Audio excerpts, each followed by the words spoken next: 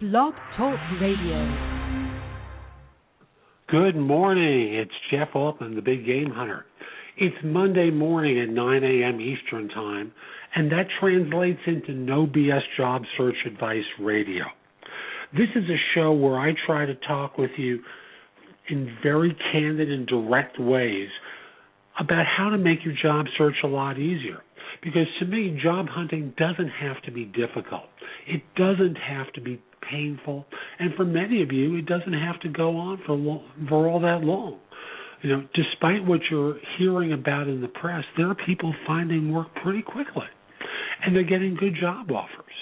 And yes, they may have skills different than yours, but I can assure you that there are people with similar backgrounds to theirs that they're beating out for jobs. So, you know, it's really very simple. You're making mistakes. You got to fix the mistakes. You got to figure out what they are and then fix them, I should say. But your goal is to find work as fast as possible. It's going to help you feel better. So today's show is brought to you by consultingassignments.com. Consultingassignments.com is a site that is focused on the consulting business. So if you're trying to find or fill a consulting assignment, a temp position, a full-time consulting job, contract to hire, temp to perm situation, anywhere in the world, you can post a job listing for free. You can post and search for resumes for free. If you want to feature your jobs, $10 for 30 days, and they've recently introduced a series of levels of positions, levels of job packets, where if you want to feature lots of jobs or just a few, they'll discount from $10 to as low as $2 per listing. And that's just for the features. And again, if you want to list for free, you can. So again, that site is consultingassignments.com. So today's show is going to talk with you about mistakes that you make in managing your career. Because, frankly, what most people do is lurch from job to job at times where they need a job, or they've decided that the work that they're doing isn't satisfying anymore. So instead of focusing on some of the job search skills at this time, I'm going to talk with you a little bit about the mistakes you may be making as part of your search. Because, again, part of what I do is correct mistakes. So the first mistake I think that most people make is they don't really think big picture.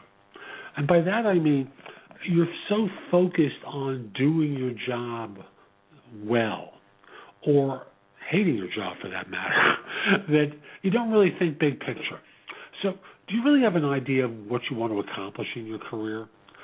Do you tell yourself that you want to be an executive but never figure out or find out what it takes to accomplish your goals? Do you know what the steps are to really get to where you want to be? Have you spoken to people who are already in that role about what they did and the price that they paid to get there? So you got to think big picture in order to start off this process. And most people never take the time to do that. Another mistake people make, this is the second one on my list of 10 things you may be doing wrong as part of managing your career, is never really implementing your ideas. So, for example, you may find out what it takes to achieve the goals that you've set out for yourself in your career, but you do nothing to accomplish them.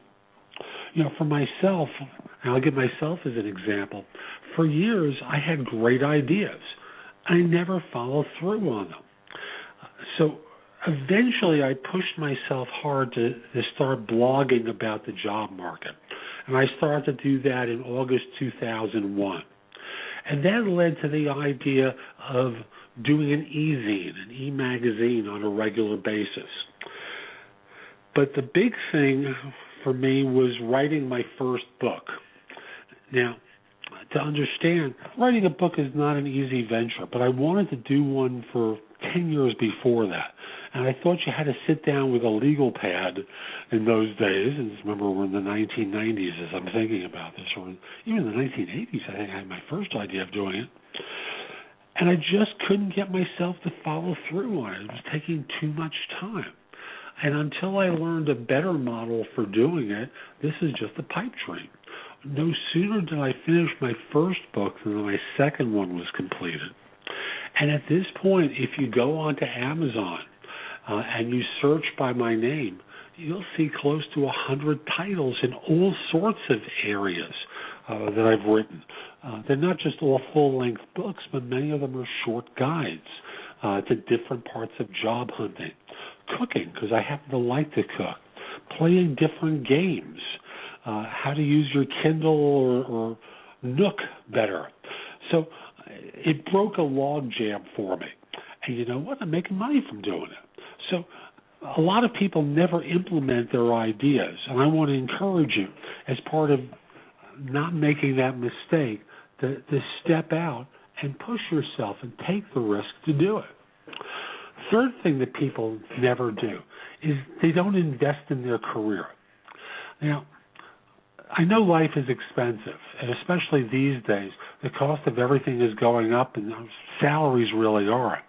But if you don't invest in yourself, frankly, it costs you more because you're going to lose opportunities. You're going to be stuck in roles that are less satisfying for you. Take classes regularly. Learn to do the things that you're not good at now, because frankly, you'll get better at them. So, push yourself to invest in your career. Fourth mistake people make is being unprepared, but badly at it. And I know we're never really completely prepared when we step into a new role, but if we do our homework, often we will succeed and have people notice how we stepped up. So, pay attention and get closer to your ultimate goal by getting yourself better prepared. Now, this one is a personal bugaboo. I have a self-interest around it, I confess. But the fifth mistake people make is being rude to recruiters. And I must say, most of the time when recruiters reach out to you, it's because you sent us a resume, put it on a job board where we found it, which to me is announcing that you're looking for a job, or because your experience may fit a position that we have available, which means more money, better opportunity, and potential for more satisfaction. And, sometimes I must tell you that, having politely reached out to someone by email or by phone, these people feel nothing, no compunction, no hesitation to berate me for just doing what they're asking me to do. Now, if you stop being interested in a job, take your resume off the job boards. It's really that simple. Pull it off. If you're in my database from a previous occasion, we've had contact before. I'm not trying to hurt you. I'm trying to help you. Be polite about it. Because after all, there may be a point in the future where you want my respect and you want my help. So, be courteous. If you're not interested, just politely say, this isn't a good time for me. I'm happy doing what I'm doing. I hope we can work together with one another in the future. It's really that simple. You don't have to just bite someone's head off and feel better from having been rude to someone. So that's the fifth mistake.